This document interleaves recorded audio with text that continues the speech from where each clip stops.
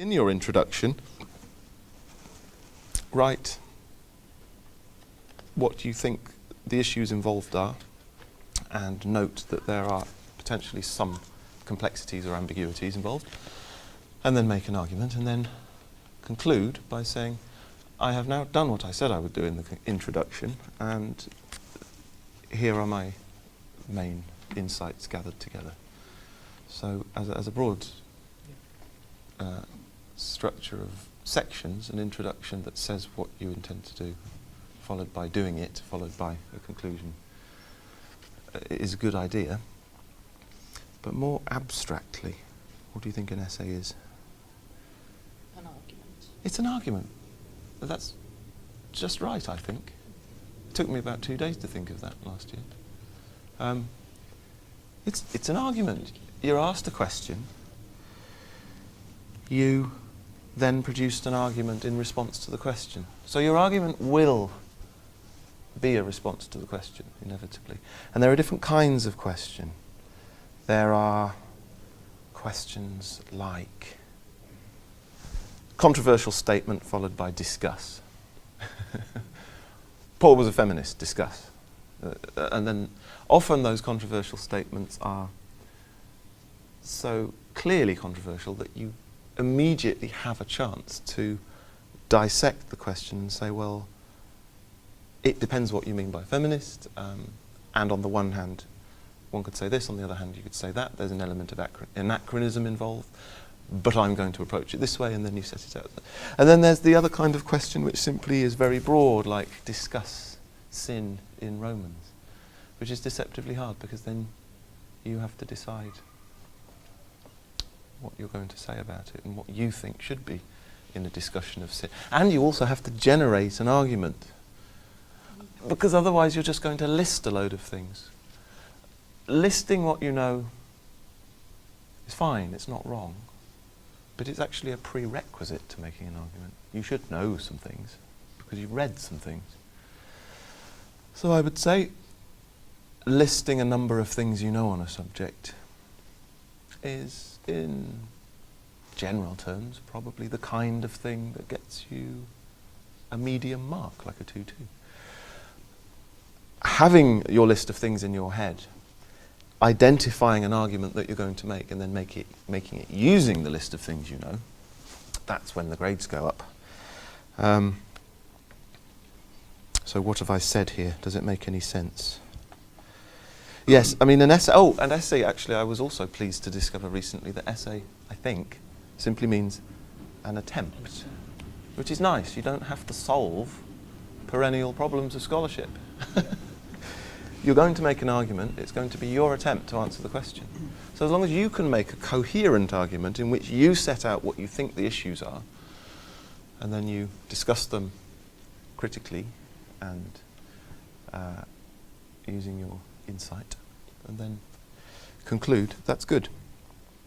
You marshal the material you've studied, you make an argument in order to show what you've studied and that you've thought about it critically. You probably know what I'm going to say if we turn to page 2. What's the first thing you do when you read an essay title? I mean, what's your basic approach, in fact, to an essay title for the whole essay? Just identify what you think are the most important terms in the title, and then you analyse them. So we begin with example A, which we don't need to spend too long on. It's the first kind of question that I mentioned, the controversial statement, or at least the bold statement in quote marks, and then discuss. All the theology in Romans is to be found in the first 11 chapters. Discuss. What immediately springs to mind when approaching that question? What's in the last 5? Yeah. If it's theology in the first 11, what's in the last 5? And what would be the key? I think there's probably one key word in that title, apart from the fact that you need to talk about Romans. Theology. Now, of course, you could make this discussion terribly complicated for yourself. You could draw on your knowledge of theology systematic theology, Karl Barth's theology, Augustine's theology. You could draw on your knowledge of theology, and you may have read enormous amounts of systematic theology, and you could have an extremely long and complex discussion of what theology is. That's probably off track because you need to show what you know about Romans. But you do need to set out in your introduction the point that theology is a key term here, and depending on what you mean by theology, that will affect how you will answer the question. Now, I've put two main points, really. It is true that Romans is often thought of as Paul's systematic treatise, the one where he sat down towards the end and set it all out systematically. But if you read works like Wedderburn's The Reasons for Romans, I hope he's here. Yes, there he is. Wedderburn, 1988. Or if you read The Romans Debate, you can't really hope to study Romans without reading Don Fried, 1991, The Romans Debate. Or many of the more recent introductions to Romans, especially Das, 2007, Solving the Romans Debate. They're all on pages 44 and 45. People are not quite so sure that it is an abstract, systematic theological treatise. First of all, Romans does not cover all of the topics that Paul talks about in his known letters. Secondly, there does seem to be a particular situation he's addressing. Scholars are divided on whether he writes primarily out of his own situation or primarily with a view to the situation of his Gentile Roman Christian audience in Rome. And many will conclude it's a combination of both. But he does seem to know something about their situation, as we see in Romans 14. There's two groups who are disagreeing about what kind of customs to follow, apparently Jewish customs. There's reference to one group boasting over another group throughout Romans, particularly Jews and Gentiles. So he does seem to have a sense of a situation in Rome. He also wants to visit, and he greets people by name at the end of Romans, so he's got some idea of the situation in Rome. So I tend to agree that it's not simply his most abstract systematic treatise, it is him presenting his gospel to people that he knows something about, and he's got reasons to do so. So there is a situation even behind Romans. But now, it's true that Romans talks consistently, on a consistently abstract level, about the universal state of sinfulness in which Jews and Gentiles find themselves, and how Christ is the universal solution to this state.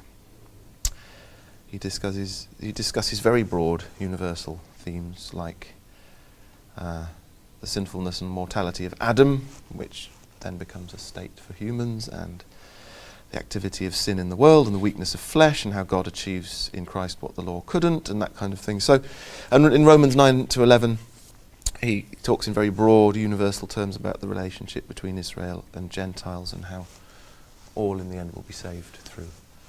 In fact, even though there's been a hardening of part of Israel in the present moment, it's actually Paul's own Gentile mission that will finally cause the rest of Israel to come in Romans 11.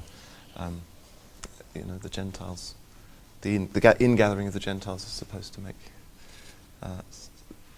the Jews that he's worried about, who haven't accepted the gospel yet, come in, and so all will be saved. So, very broad terms in Romans 1 to 11, we can see that in a sense you could say they're more abstractly theological, in a sense. And then it is also true that in chapters 2 to 15 Paul switches to practical concerns. Chapter 12, harmony in the community. Chapter 13, and relations with outsiders. Chapter 13, relations with authorities paying taxes. Chapter 14, appealing to two groups, which he calls the strong and the weak, to accept each other, even though one group seems to value Jewish customs and another group thinks they're not necessary.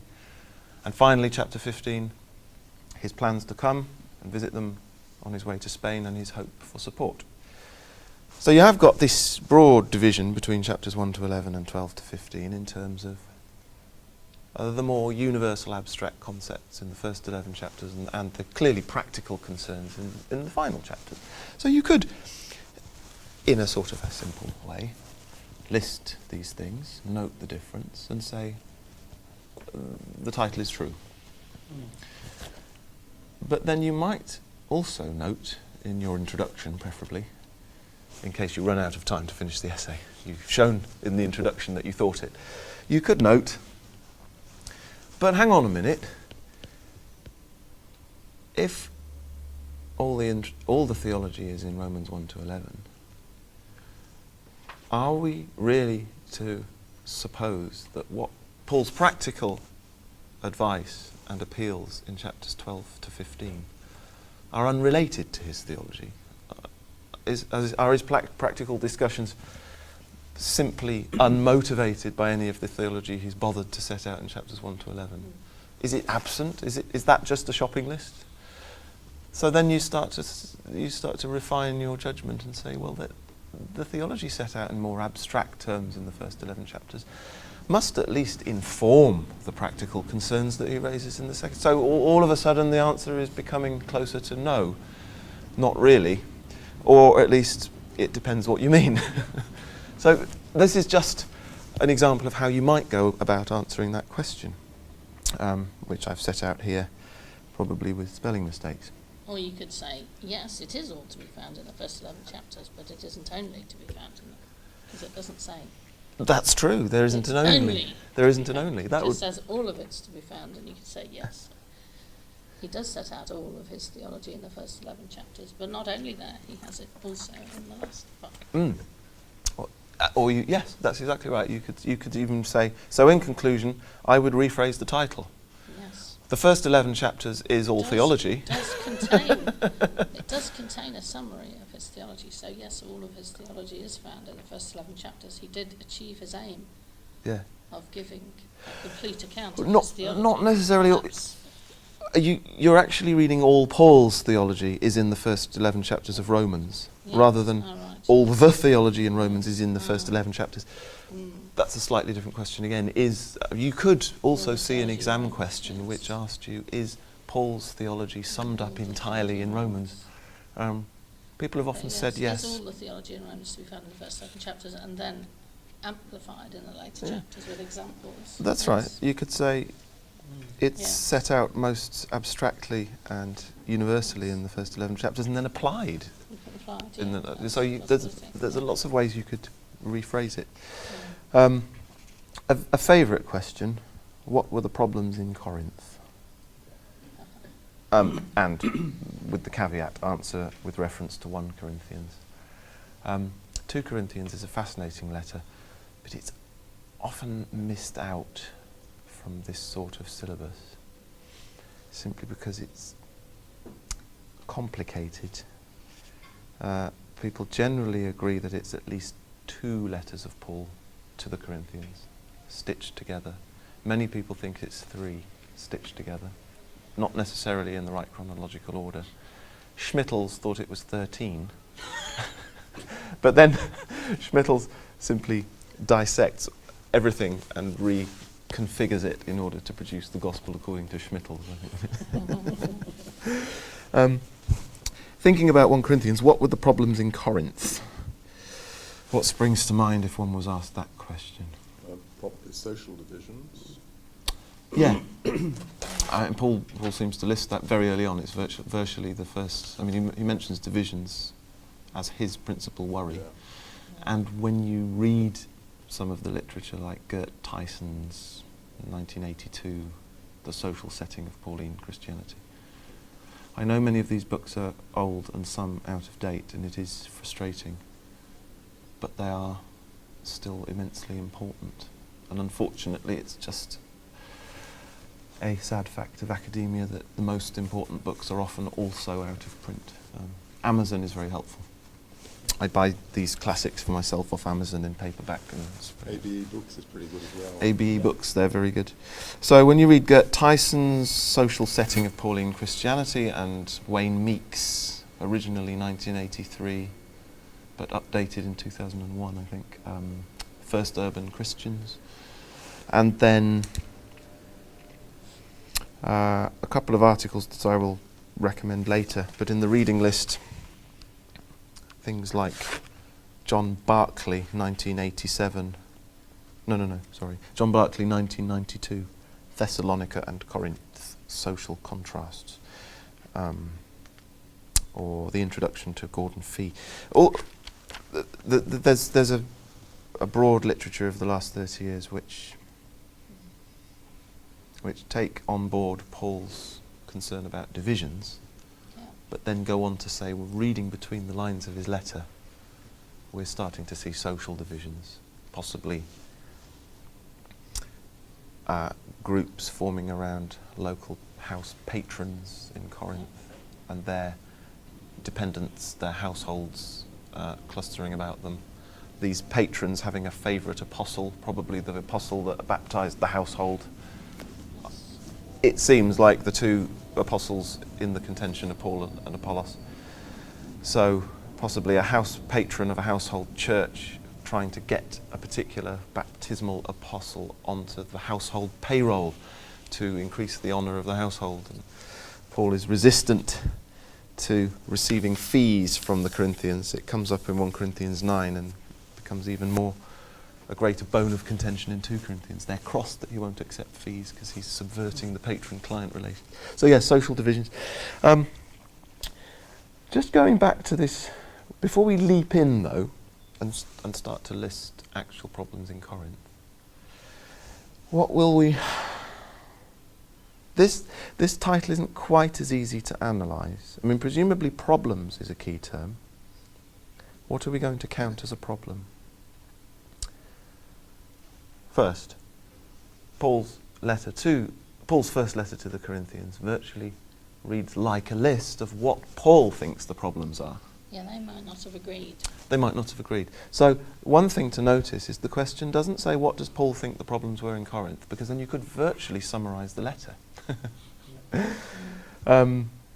Especially if you include those moments where he seems to be defending himself from criticism, like in 4:3 and 9:3. He mentions some are criticising him. It doesn't say what does Paul think are the problems in Corinth, it says what were the problems in Corinth. This could throw us off slightly for a moment again, because we might think, a lot of the commentaries, especially the older ones, will start with talking about Corinth and its people. And they will often mention these sort of early Roman reports from moralising aristocrats, that Corinth was a bit of a city of sin, and there was a docks with lots of prostitutes, and there was just all sorts of debauchery going on. So you could end up writing half a page or more, as some people do, about the problems in wider Corinth. It was all terribly immoral. But that's not quite what we want to concentrate on, really. First of all, we're sure that we want to talk about 1 Corinthians and what we know about 1 Corinthians. And we do want to get down to Paul's theology, but also try to deduce or infer what some of the Corinthians are thinking too. And also, when people do give me these sort of speeches about how immoral Corinth was, they're being a little bit anachronistic often, because while you might get some Roman aristocrats of the early Roman period proclaiming that Corinth is immoral, people like Pliny and Seneca and Plutarch do moralise a lot. They are quite moralising people, and they extol Hellenistic virtues of patience and temperance and modesty and friendship, and so that's just their view. To go to an idol temple is not an immoral thing in the Greco-Roman world. In fact, in the particular context of honouring a god, it might be quite appropriate to go to a temple prostitute in the Greco-Roman world. So you've got to ask, by whose standards is Corinth immoral, So it's probably not worth going down that track particularly. There are problems in Corinth for Paul, because Paul is Jewish and he's apostle to the Gentiles, an apostle of Christ. So he would certainly find idolatry and temple prostitution immoral. Not all the Corinthians do, even though they're Christians now, as we see in chapters 6 and 8. And also, what do the Corinthians think are the problems in Corinth? That's the point that... Some of them might think it's Paul. Some of them might think it's Paul. Paul might be one of the problems in Corinth. For them. Now, given that Chloe's people in chapter 1 have reported divisions to him, apparently, we might infer that Chloe's people at least think that division is a problem in Corinth. But even having said that, Chloe's people might simply have been chit-chatting to Paul, and Paul might have heard about what he interpreted as divisions. Chloe's people might not even be worried about divisions. And then Stephanus, when we get to 1 Corinthians 16, 14, 15-ish, Paul says, I'm very pleased that Stephanus and Achaicus and, what's his name, have come to see me. There's a good chance they've brought the Corinthians' letter to Paul, and he's writing the reply as they sit there with him. They might have been gossiping about Corinth, and they might have expressed what they thought were problems. Paul conveniently forgets for a moment in chapter 1 that he'd baptized Stephanus and his household. Oh, yes. He says, I can't remember who else I baptized. Oh yes, there was Stephanus in his household, but beyond that I can't remember. Although by the time he gets to chapter 16, Oh, he's... that's terribly good fellow, Stephanus. He's saying... I commend him too. That's right. He's saying, Yeah. it's lovely to see Stephanus and Achaicus and the other one. And I recommend that you submit to Stephanus' authority. Yes. So he might have been feigning forgetfulness in chapter 1. Because it suited him to play down the importance of who baptised whom at the time, didn't it? Yeah. Yeah. It's part of his argument in chapter 1 Yes, that it doesn't matter who baptised to whom. quell this interest in who baptized whom, because the Corinthian groups are clustering around apostles, different baptismal apostles. So it is actually part of his argument right there to take the emphasis off who baptized whom. But when he gets to chapter 16, actually, It's lot of water under the bridge by then. I rejoice at the coming of Stephanus, Fortunatus and Achaicus, because they have made up for your absence. What does he say? Now, brothers and sisters, you know that the members of the household of Stephanus were the first converts in Achaia. I urge you to put yourself at the service of such chaps. So that's chapter 16, 15 forward. Okay, so having looked at this question, we've realised that the question is problems for whom? Problems by whose standards? And although it says in Corinth, we can broadly assume we mean in the Corinthian church or the Corinthian assembly. Having said that, problems in wider Corinth, like idolatry and sexual kinds of miscreancy, are a problem for Paul because he's got this Jewish outlook on such behaviours. It's not at all clear that all the Corinthians see idolatry and going to prostitutes as a problem because, as we said, some of them are apparently doing it, and Paul has to ask them not to in chapters 6 and 8. Yes. So the simple answer to the question, the straightforward answer, which shows that you know the contents of the letter, would be to list what Paul names as problems. Divisions, people espousing worldly wisdom, although that seems to tie into some possible criticism of Paul possibly not being very well educated. We get, reading between the lines, we get the hint that one of the groups that is not for Paul might be saying that he's not very rhetorically gifted. To be a better public speaker. That's right. You can almost infer it from 1 Corinthians 1 to 2, and then Luke later records that Apollos was known for his wisdom and education and erudition. Was that Acts 17? Luke recalls it later on. Perhaps it's dissing a bit. Yeah. Corinthian boasting in the behaviour of the incestuous man. I've written in the incestuous behaviour of a certain believer, yes, chapter 5. Lawsuits between believers visiting prostitutes. Good chance that might be temple prostitutes. Tendency for some married Corinthians to adopt sexual aestheticism, celibacy, as a form of devotion to Christ. Paul might find this worryingly reminiscent of cultic devotion to Isis in Corinth. sexual immorality of various kinds. Various issues relating to worship broadly in chapters 8 to 14. 8 to 10 are about idolatry.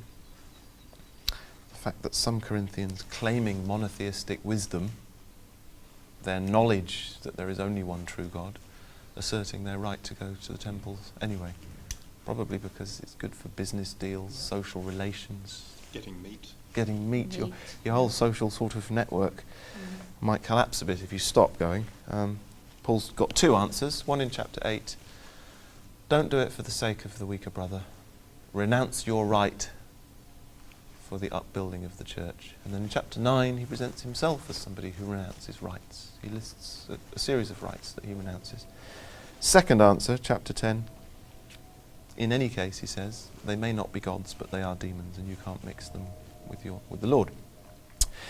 And then a number of other issues in chapters 11 to 14. The loose hair of probably married women. Presumably it would be inappropriate for a married Greek or Roman woman to go out in public with her hair uncovered. But in certain cults, again, women had the opportunity to let their hair down and let it go wild. So the Dionysus cults, where they might go into frenzies, speak in tongues, be possessed by Dionysus, and their hair would be loose. And that was more or less appropriate in that context, but not normally. Although Livy gets very grumpy about the Dionysus cults in Rome in 2nd century BC. They're quite brutal. But that's Livy being a moralizing Roman aristocrat. The common folk were probably doing this. Paul probably doesn't want them babbling ecstatically with hair loose, so he says to the women, prophesy by all means, but with your hair properly covered. I tend to assume he means married women. And then in chapter 14, 12 to 14 really, would you stop competing about these spiritual gifts? They're all important, and would you actually please curb your enthusiasm for babbling in tongues, because it's mayhem. I speak in tongues too, but I'd rather prophesy because prophesying edifies the church. Can you at least prophesy one at a time? If you speak in tongues one at a time, have somebody interpret. The whole of chapter 14 is about doing things in order, getting things harmonious and in order, reducing the chaos. For two reasons. One, that order edifies the church and chaos just alienates brethren from brethren. Two, chaos also alienates potential believers, these unbelievers who are apparently present at worship. They might be drawn in if they see the sense in it all. So 12, 13, 14 are all about the spiritual gifts. 12 is the emphasis that no gift makes you superior to anybody else, because all the gifts come from the same Spirit, same Lord, same God, same. Different gifts, same Spirit. That's chapter 12. Chapter 13, he's exemplifying himself as a model again for imitation, I think. Love is essentially defined in chapter 13 as that which edifies, harmonizes, and unites a community. So he can say, I've given up all these childish things. We need to do that which edifies and unites. And then in chapter 14 he says, so let's apply this principle of love to harmony. Chapter 15, some of them are denying, in some sense, the resurrection, whether they're denying the corporeal nature of resurrection. They might be offended at the idea of dead bodies rising. Or, as Jeffrey Asher has argued in 2000, very good book, Asher, 2000, Polarity and Change in 1 Corinthians 15.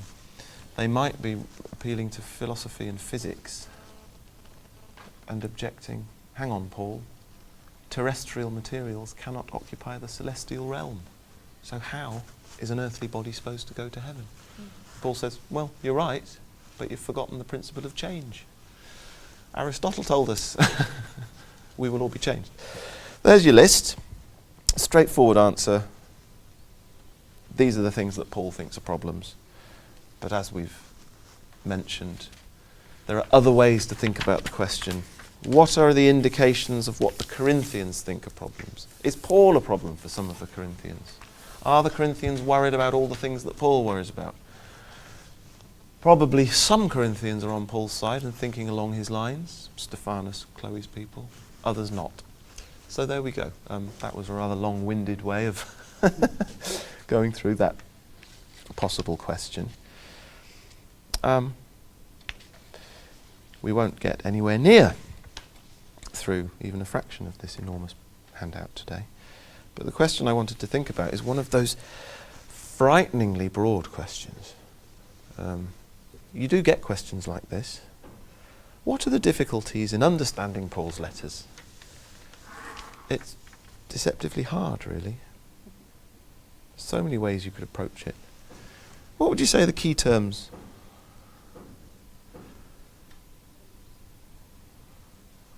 I've set them out, actually. You have. Surprisingly enough, Paul's letters is an ambiguous term in a sense. And I approached C first in my usual, that's the next 2 pages. Basic point I make there, you can read it at your leisure, is it's worth early on mentioning the fact that you're aware that there are disputes about authorship of Paul's letters, and there is an agreement on the 7 undisputed letters of Paul. And when it comes to Ephesians and Colossians and 2 Thessalonians, I would say scholars are divided about 50-50. When it comes to the pastoral epistles of Timothy and Titus, you've got a majority saying, no, he probably didn't write them himself, they're probably written by people of the Pauline school some decades later. Don't know, put a number on it, maybe 80% think they're Deutero-Pauline rather than directly from him. And the sense that Paul didn't write the letter to the Hebrews goes all the way back to origin, actually. Hebrews doesn't actually claim to be by Paul, although it was collected in the Pauline corpus from very, very early. So manuscript collections show us that Hebrews was collected with Paul's letters from early on. It doesn't have a greeting from Paul or a farewell from Paul. The only thing and it's not in Paul's style at all, and it's not really Paul's theology. But the one thing it does, Hebrews, at the very end, has this oddly Pauline reference to sending a chap called Timothy, which does make it sound a bit Pauline, doesn't it? It might be mimicking one of those Pauline habits of mentioning Timothy at the end of letters, or it might be just mentioning somebody else called Timothy, to be honest. Common enough name.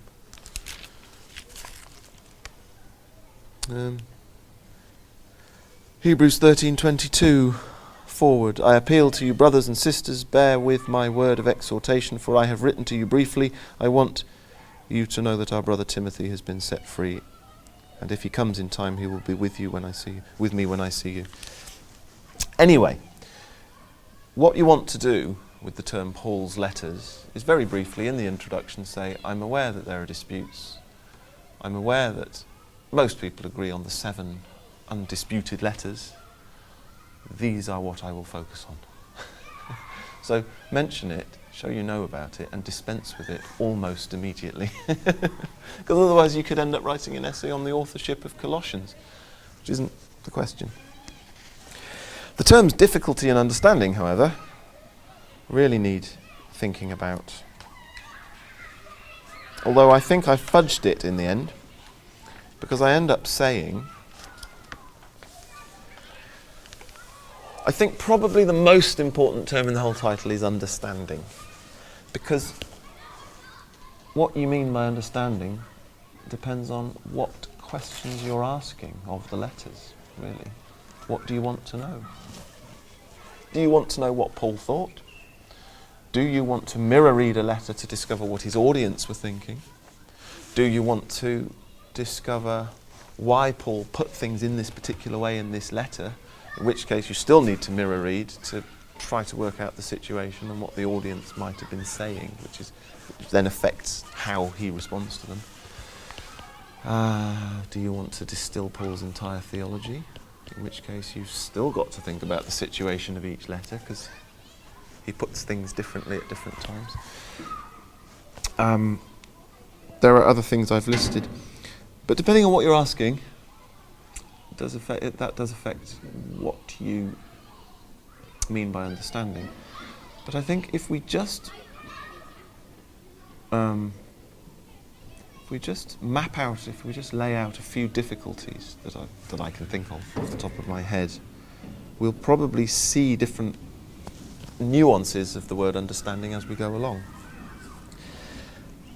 I then have this little bit which I call part B, which I've tried to lay out in my own way what I think distinguishes some of the letters, and I've done it in terms of the situation that each of the audiences seems to be in. That was my approach. And very briefly, I'm rather impressed with the Macedonian churches, Thessalonica and Philippi, because they seem to have genuinely taken Paul at his word. They seem to have become monotheists and drawn some social boundaries around themselves and withdrawn somewhat from their neighbours and kin. That's very impressive, actually, in the Greco-Roman world. To become a monotheist is described by a number of pagan authors as atheism, because to refuse to honour the gods is basically atheism. So insisting on only acknowledging one god is refusal to honour the gods. This leads to social marginalisation.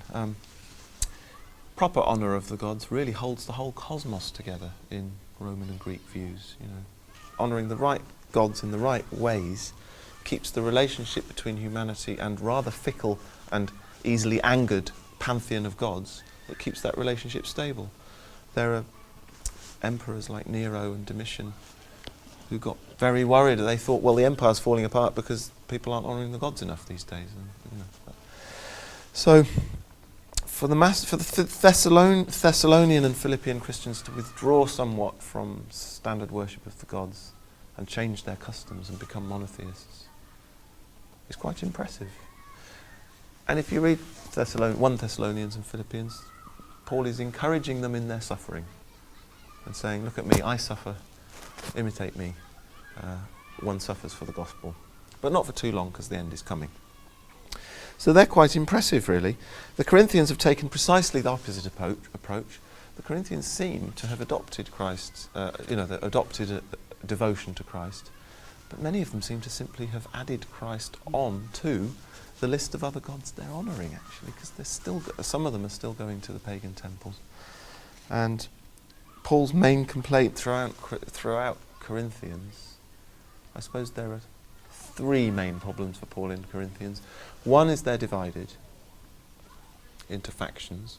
Two, some of those factions seem to be criticising Paul, so he has to reassert his authority. And three, they're not drawing proper boundaries of holiness around themselves. The body of Christ is holy, but they're having the body of Christ polluted by their habitual Corinthian customs. Idolatry, prostitution, lawsuits, various kinds of incest. So really they haven't changed their habits at all.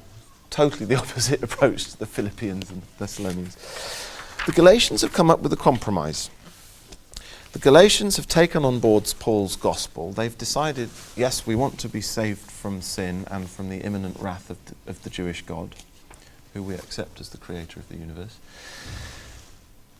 So what are we to be like now? Look around. We're Jews. Obviously we've become a kind of Jew. It's a fairly reasonable thing for them to think. Paul doesn't even have a word for Christian. So they do make a big social change, which makes them a bit like the Philippians and the Thessalonians. But they look around for the familiar social category that they've become, and what is familiar to them is the synagogue down the road. Okay, we've become Jews. And they're deciding that the men are going to get circumcised and they're going to obey various Jewish laws. And they even have some encouragement from some Jewish Christian preachers who seem to have come up from Judea. Paul is determined to ban them from doing that and tell them that they mustn't become Jews. They need to be saved in Christ as Gentiles. Those are three broad responses to Paul's gospel. you can read through that section at your leisure. But then in part C on page 12, I've listed some difficulties. I don't want to give you the impression that I'm telling you that there's a way to answer any of these questions that we've looked at so far. These are my ways, and I'm thinking aloud for you, with you. But I'm only demonstrating the process of having a think about a question. The last thing I want to do is say there's one way to write an essay, because there isn't. People come up with very interesting and inventive and creative ways to write essays, and we're always surprised by what people come up with. But the basic principle of analysing a question and thinking what are the key terms and what are the ambiguities in the key terms, what are the ambiguities inherent in the question, discussing them and making an argument, that's pretty much a universal rule of thumb. I've listed the problem of mirror reading, number 1. Have you come across the idea of mirror reading a letter? Presume it's Paul's half of a conversation, and we don't have access to the other half. But we sort of treat Paul's text almost like it's reflecting what the recipients of the letter are saying, or at least what Paul thinks they're saying, which is good enough. Yes, there's an article on that in with regard to the Galatians letter in the Yeah. book. Yes. That's John Barkley back in 1987, and it's a really, really good essay. It just gives you a very clear sense that inferring the situation that Paul is addressing from Paul's letter, which is all we've got, is something we all have to do all the time, because it even affects how we understand Paul, depending on what he's responding to. We all have to do it, and yet it's more complex than one might think. John Barkley takes Galatians, and it's a nice case study. 1 Corinthians is similar. There are difficulties in mirror reading it. Further on in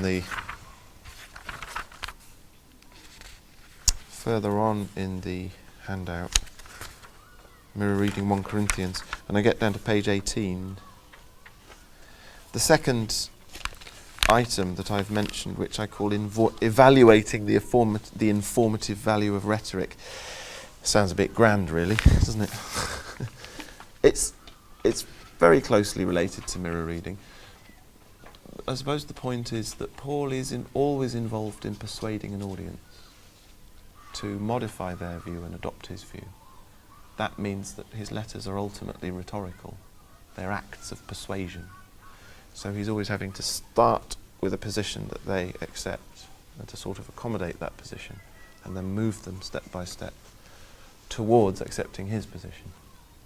So his letters are arguments, they're processes which move. So we get his rhetoric.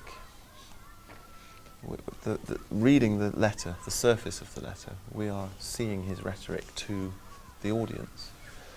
And on the one hand, his rhetoric informs us of the situation because his rhetoric is our only access to that original situation.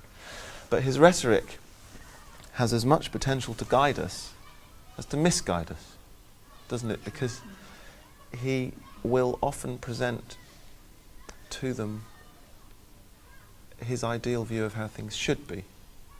And we're in danger of often taking that to be the situation as it is in Corinth or as it is in Galatia. Or, I've always had this suspicion.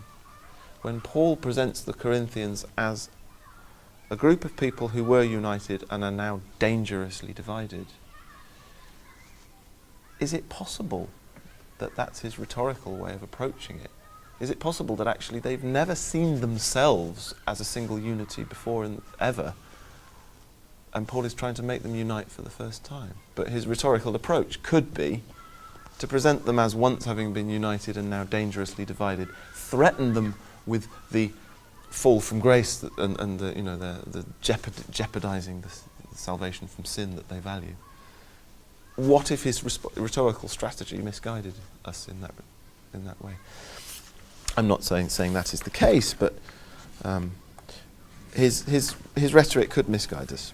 Mirror reading 1 Corinthians. I suppose we've talked about some of those issues already in that what were the problems in Corinth essay that we had to think about. I suppose one question is, the letter tells us what Paul thinks are problems, but we have to infer what might be problems in the eyes of some of the Corinthian groups. But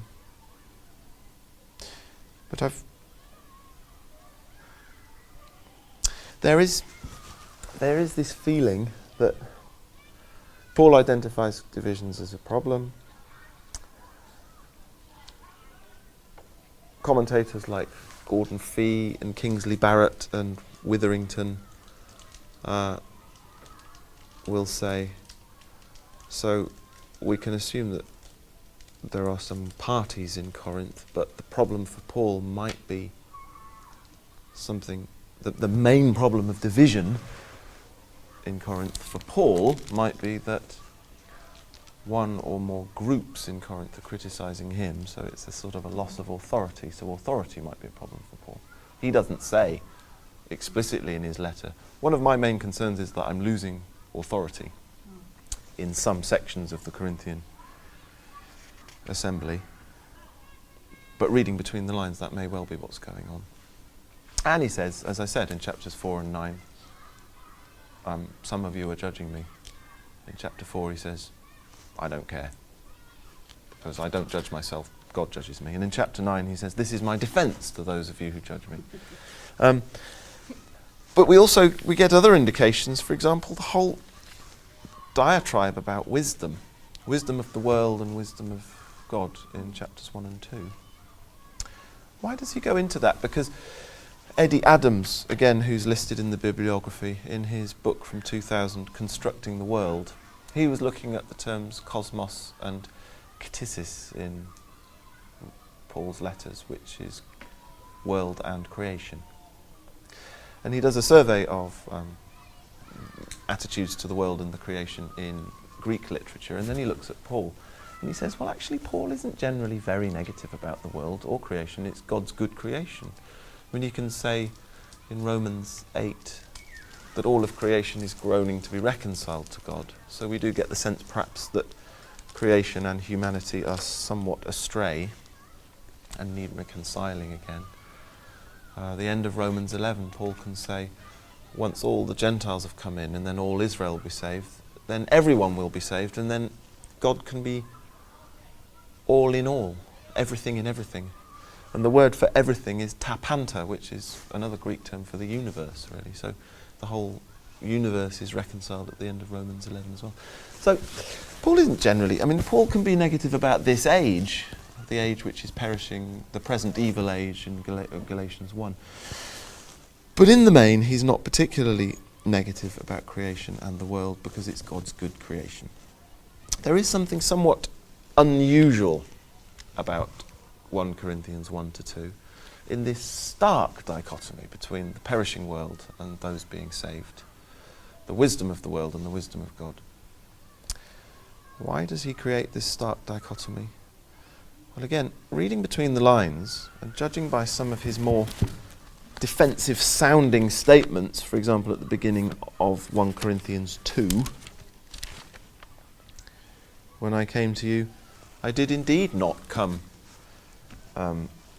speaking in worldly wisdom or lofty words of erudite wisdom. I did indeed speak. Like that other chap. Yeah. Not like Apollos at all. Not like so even if, the sense is maybe that they've said, some of them have said, well, Paul's rhetoric isn't very good, his oratory isn't very good, his levels of education aren't very impressive. He turns it back round. He turns the criticism back round again on them in a classic Pauline way. Indeed, you're right. I didn't come speaking in terms of worldly wisdom. But this is because the wisdom of the world is actually foolishness in terms of the wisdom of God. He separates the world into he separates reality essentially into two spheres, a perishing sphere and the sphere of those being saved. He puts worldly wisdom on one side and divine wisdom on the other, and then he places himself squarely in the sphere of divine wisdom and those being saved. which of course rhetorically somewhat excludes those Corinthians who are being negative about him. The door is now being held open by Paul, but they're outside. He's holding it ajar and saying, now, I'm inside, holding the door open for you, but the way you're acting places you into the perishing sphere of worldly wisdom. Do you want to come in, or do you want to stay outside?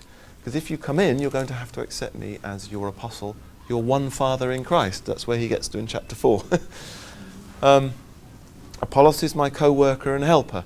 I planted, Apollos watered, but I'm your Father in Christ. If you want to come in through the door, you're going to have to accept me as your authority again. But if you want to come back into the sphere of those being saved and the sphere of worldly wisdom, you're going to have to come through the door on my terms.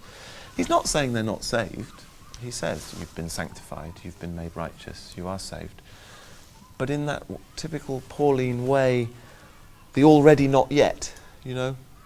You are saved, therefore act as though you were saved. You are holy, therefore act as though you were holy. You are in Christ, but your behaviour is starting to jeopardise your status in Christ. You'd better come back in under my authority. So chapters 1 to 4 create this stark dichotomy, and it starts to exclude them, but he gives them the opportunity to be included again. By the end of chapter 4, I'm your Father in Christ. Don't make me come with a rod. So I sort of set out this dichotomy on page 16 and tried to sort of, I suppose I haven't done it in the text, but I've just tried to locate that within what we think might be the dispute and some of the issues going on for Paul. So again, he means what he says, but if you sat down and asked Paul over a calm cup of tea on a Sunday morning, what do you think about wisdom and the world and God? He might give you a rather different answer, a more placid answer. The fact that he puts it in these stark terms here does seem to have to do with something to do with the dispute he's having in Corinth.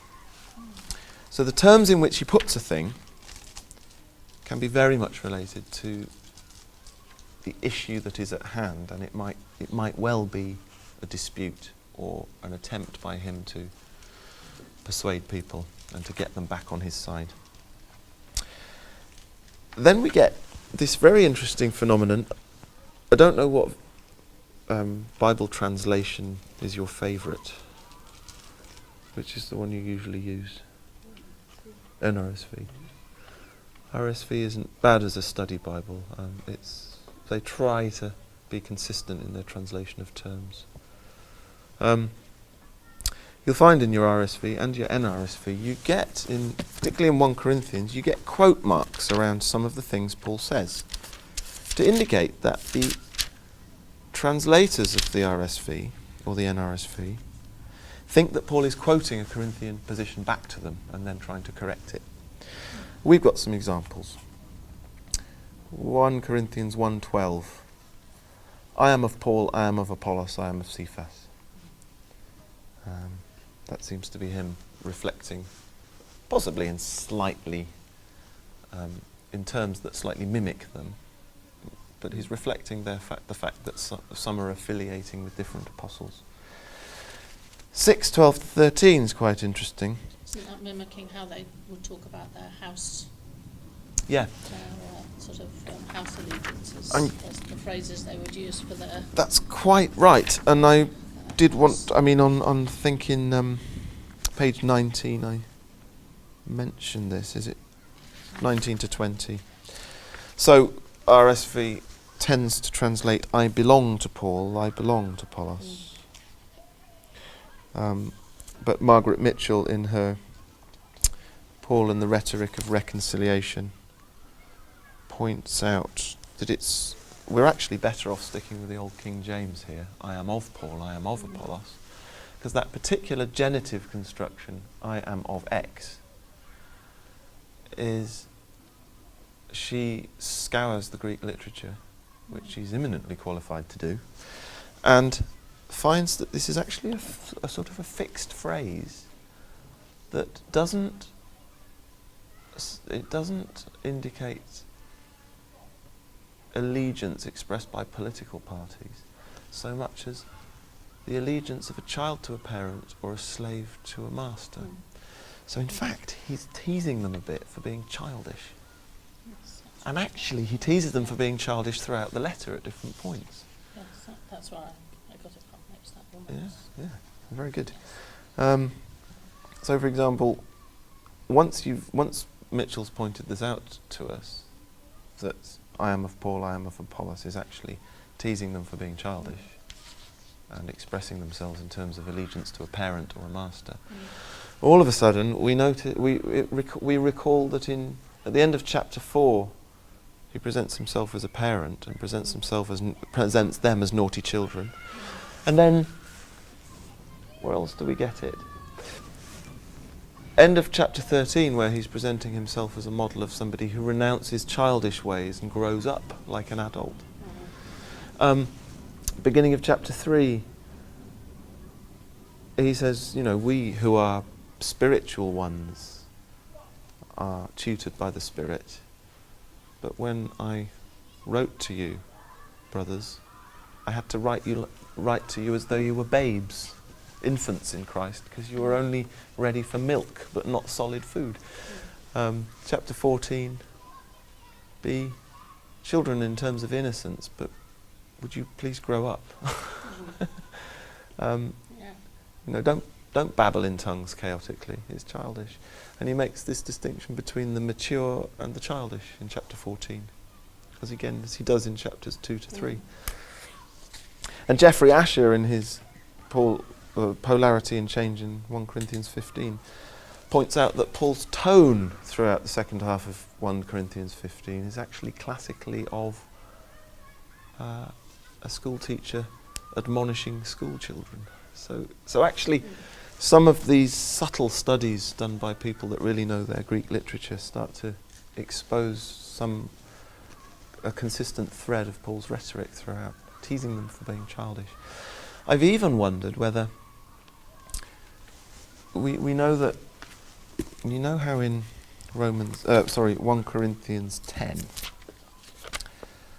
Paul principally alludes to the episode in Numbers 25. And what's the other principal episode? The golden calf, the idolatry episode in, it must be Exodus. Yeah. Whereabouts was it? Is it Exodus 13 or 16, something like that? Exodus. He only really alludes to the golden calf incident in Numbers and Exodus, but he doesn't quote it explicitly as a citation. The one thing he quotes explicitly as a citation is 1 Corinthians 10:7. As it was written, the people sat down to eat and drink and rose up to play. Quite subtle, but a commentator like Gordon Fee takes us through it and says, well, actually the Septuagint, the Greek translation of the Jewish scriptures, associates idolatry with playing, actually, and sexual miscreancy associated with pagan idolatry. It can express in terms of playing, like children, a number of times. Now, it's very subtle, but one does note, without expecting the Corinthians to trace this rather subtle wordplay through the Septuagint like Gordon Fee can do, he does quote scripture explicitly and says rose up to play. So it is he's using child language again for the Corinthians' behaviour. So that's just a little bit of a tangent there. Because I am of Paul, I am of Cephas. Then we get into chapter 6, 12 to 13. Commentators can't quite agree on where to put the quote marks, but I think they're generally probably on the right track when they notice that Paul will quote a Corinthian position and then immediately correct it, virtually deny it and correct it. So, quote, all things are lawful for me. And then Paul says, but not all things are helpful. quote, all things are lawful for me. This isn't lawful in terms of Jewish law. This is actually just a word meaning permissible, ordinary Greek word, exestin, meaning permissible. All things are permissible for me. And then Paul corrects, but I will not be enslaved by anything. And then probably another Corinthian quote, food is meant for the stomach and stomach for food. Is this the Corinthians' justification for actually doing what they like physically? Well, I mean, if my spirit is saved, then, and there's going to be no physical resurrection, then I can go to prostitutes and I can do various things. Paul responds, yes, but God will destroy both, one and the other. He does care about what you do in your body. The body is not meant for immorality, but for the Lord, and the Lord for the body. So a pattern of Paul quoting what he takes to be at least a parody of their position and then correcting it in his own words. We see the same sort of thing in 1 Corinthians 8, 1-4. Now, concerning the food offered to idols, we know that, quote, all of us possess knowledge. That seems to be their justification for their idolatry. We have knowledge. We're monotheists. We know there's only one God. Therefore, we can go to the temples. But Paul responds, yes, but knowledge puffs up, whereas love builds up. And he adds, if anyone imagines that he knows something, he does not yet know as he ought to. And goes on in verse 4, hence the eating of the food offered to idols, we know that, quote, an idol has no real existence, and, quote, there is no God but one. Then I think I probably should have added Paul's response again. He goes on to correct them again. So a pattern of parodying a Corinthian position and then correcting it. So this is one way in which we mirror read and start to construct Corinthian positions. What about 1 Corinthians chapter 7, verse 1? This is a very interesting case. In my RSV and pretty much every... no. Now the NRSV is quite unusual. Paul writes, now concerning the matters about which you wrote. And then the NRSV have decided to put, it is well for a man not to touch a woman, in quotes. This shows you that the NRSV think that this is actually the position of some of the Corinthians he's responding to. And he's going to go on to correct it. Apparently some of them, particularly married Corinthians, are proposing to abstain from nuptial relations. That's why the NRSV and Gordon Fee, incidentally, would put it in quotes. And then Paul corrects it.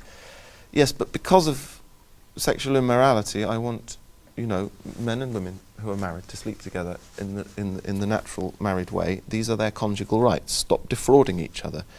Yes, okay, have a break by consent for prayer for a while, but come back together again so that Satan doesn't tempt. I wish everyone had my gift. Presumably he means of being celibate.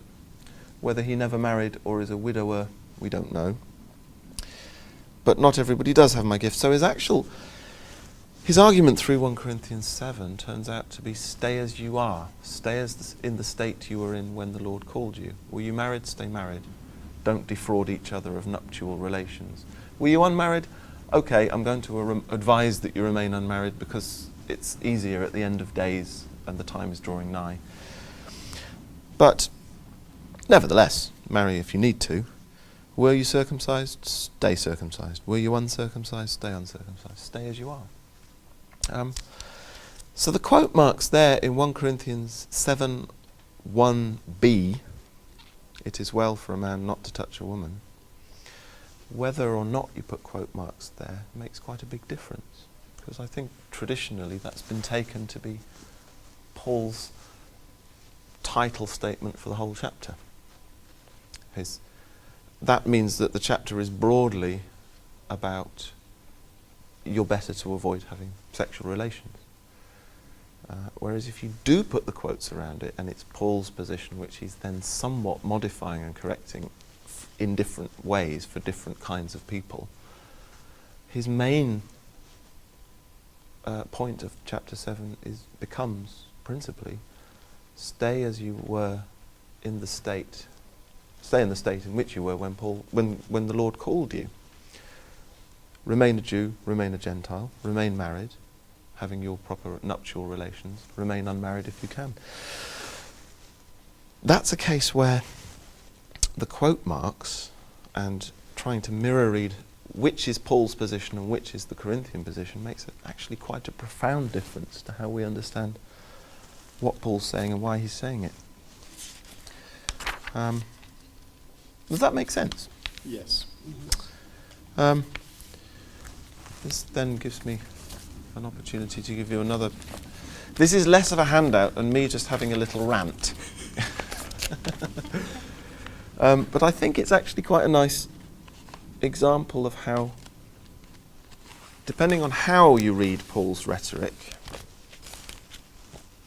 you will have quite different readings of the letter. Again, I'm going to go with Gordon Fee and Margaret Mitchell. As I've mentioned a couple of times before, Fee is one of the people who says divisions are a problem, but divisions are particularly a problem for Paul because some groups are criticising him. So fundamentally for Fee, the real problem for Paul in 1 Corinthians is his authority and regaining it over all sections of the church. Yes, he seems to presuppose a broad base of support still, because he can address them all as you plural throughout the whole letter. But the loss of authority in some sections is the principal worry for Paul, according to Fee and Barrett and others. This is related to division, but division is subordinate to his principal problem of losing his authority. Margaret Mitchell writes her book. She sets out at the beginning that one of her aims is to correct people like Fee and Monk, Johannes Monk, who Fee is depending on. She says, I think we should take Paul at his word. Paul says division is the problem, and in fact every single issue raised in the letter does relate to a division. Division about wisdom of the world and the wisdom of God. Division surrounding Apollos and Paul. Division surrounding some Corinthians boasting in the behaviour of the incestuous man. Division regarding believers suing each other in law courts. Some believers going to prostitutes. Others abstaining from nuptial sexual relations. So division in marriage. We've got division between the knowledgeable and the weak in chapter 8 as to whether or not to go to idol temples. I suppose the list just goes on. Division about hairstyles when women are prophesying in church. Division about competition and rivalry about the spiritual gifts, and some apparently boasting disproportionately in the gift of tongues. Disagreements about the resurrection. Yeah, I mean, it's a catalogue of divisions, really, isn't it, if you look at it that way. Mitchell goes on to say, we'll take Paul at his word and take division to be an actual problem. So far she hasn't really disagreed with Fee yet, has she? Because Fee acknowledges division as a problem, but does see that as a subordinate problem to authority. But this is where Mitchell diverges from Fee. Mitchell says, nobody's criticised Paul. When Paul says in 4:3, I don't care if you judge me anyway. In fact, I find nothing wrong with myself. God judges me. And when Paul says in 9:3, this is my defence to those who judge me, Mitchell says, actually, this is just a rhetorical device.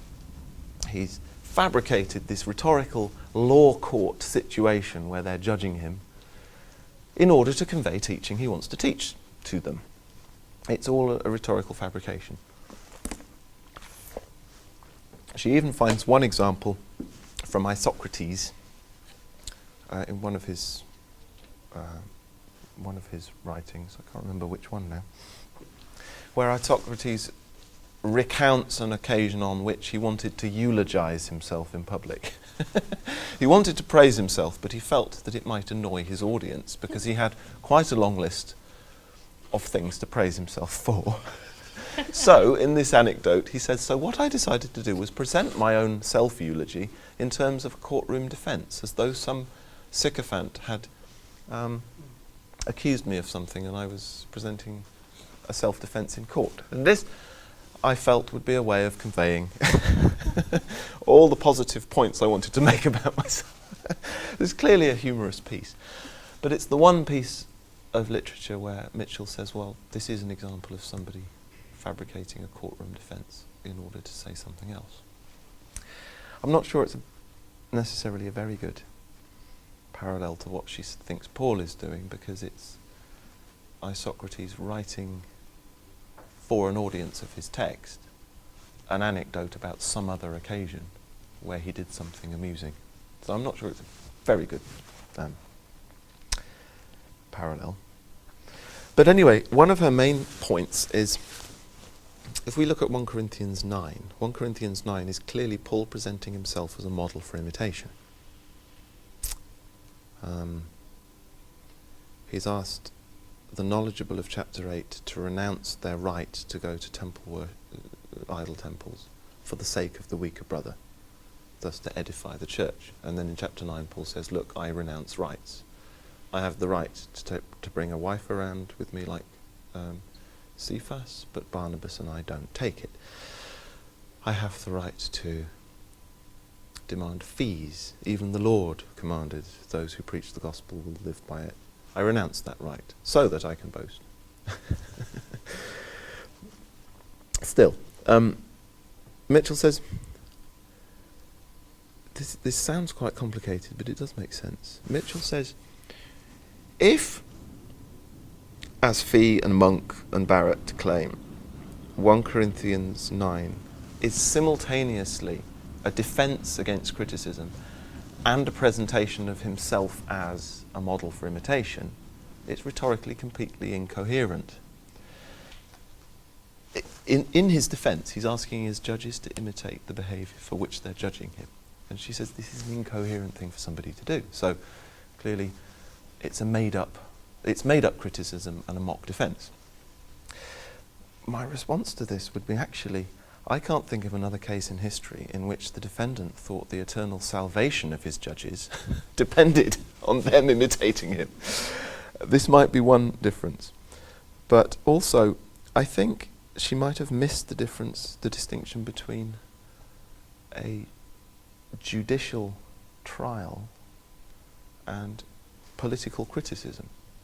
Some have criticised him. Let's say some have criticised him in Corinth, and he is defending himself from that criticism. That's real, but the fabrication, the rhetorical fabrication, is the fact that this is a courtroom trial. He does present it in courtroom terms. So in a sense she's right that he's invented a court case, but that doesn't mean he hasn't been criticised. Anyway, this I present to you. You may decide one way or the other, but this I present as an example of how Paul's rhetoric might guide or misguide us. Is Fee right or is Mitchell right? I don't know. I think I tend to side with Fee. But Mitchell is very remarkably erudite and good scholar, and yet she comes to a completely different conclusion on the basis of the same letter and the same rhetoric.